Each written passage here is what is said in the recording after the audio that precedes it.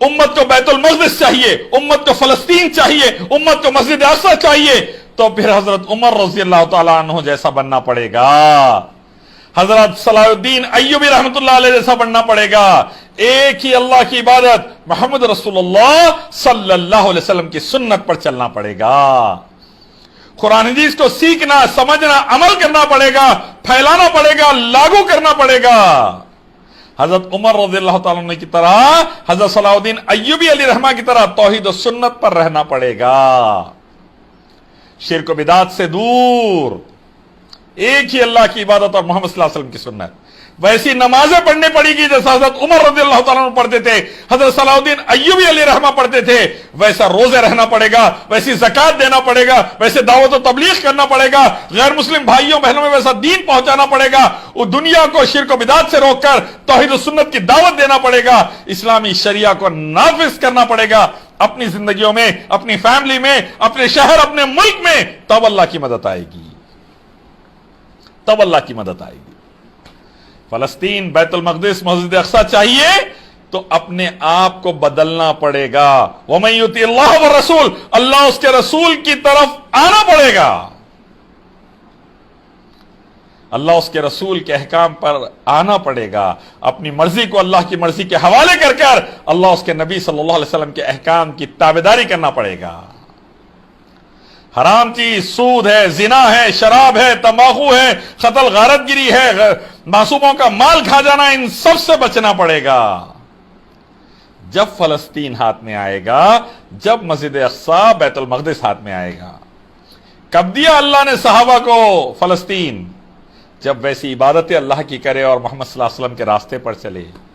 कब मिला सलाहुद्दीन अय्यूबी अलैहि रहमा को फलस्तीन? जब अल्लाह की वैसी इबादत करे और मोहम्मद सल्लल्लाहु अलैहि वसल्लम के वैसे रास्ते पर चले।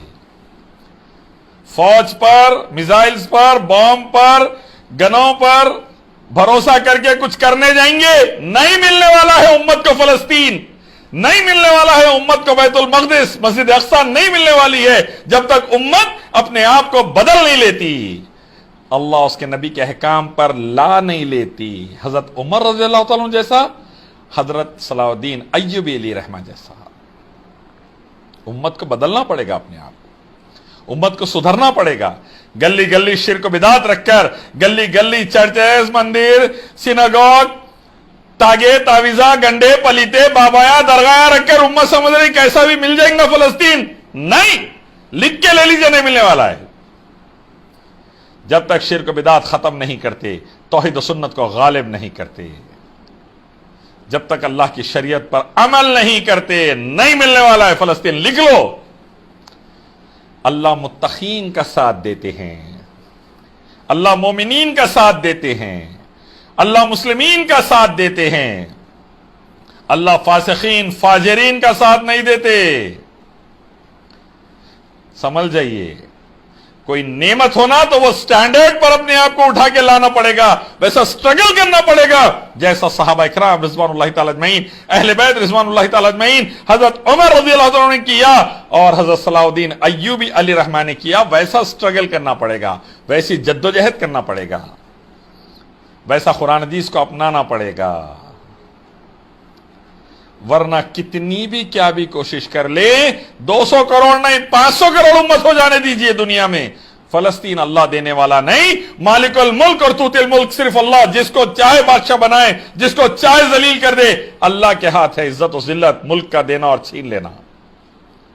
तो उस पर भरोसा, उसके अहकाम पर चलना, उसी की इबादत, आखिरी नबी मोहम्मद सल्लल्लाहु अलैहि वसल्लम की इताअत।